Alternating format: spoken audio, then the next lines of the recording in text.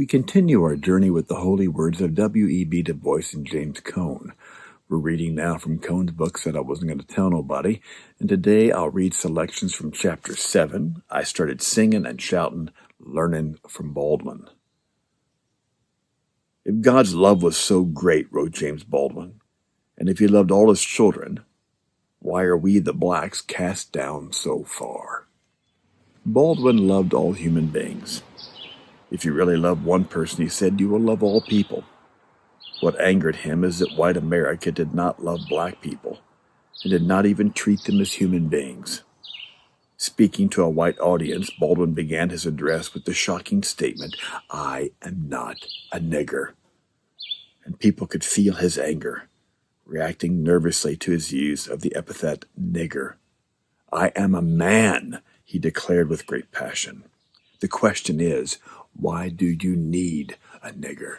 This past, this endless struggle to achieve and reveal and confirm a human identity, human authority, yet contains for all its horror something very beautiful.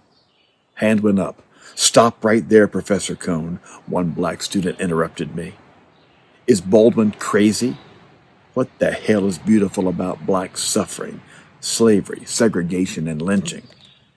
Hear him out, I replied. You owe him that. He is your elder, perhaps the most important writer in the 20th century, and has experienced much of the suffering he is describing. I do not mean to be sentimental about suffering, Baldwin writes, but people who cannot suffer can never grow up, can never discover who they are. There is no way not to suffer, Baldwin writes. Everybody born until the whole thing is over is certain of one thing. He is going to suffer. We can also be certain that everyone pays for what they do to others and to themselves.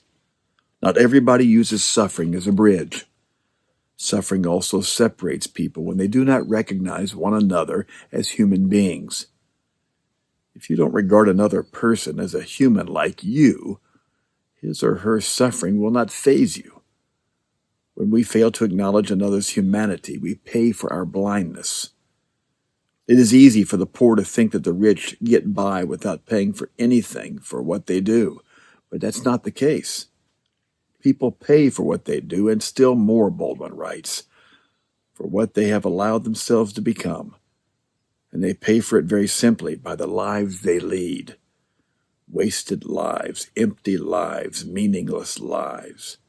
Who would want to be shaped by a family that lynched people, or by a culture and religion that accepted slavery, segregation, and white supremacy? Children have to be taught to hate. I have seen white people shaped by a culture of racial hatred.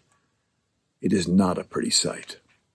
Through reading Baldwin, I realized that if I were going to understand anything about suffering, rational thinking was not enough. I had to learn suffering from the people who have suffered and overcome. Peace and blessings on the way.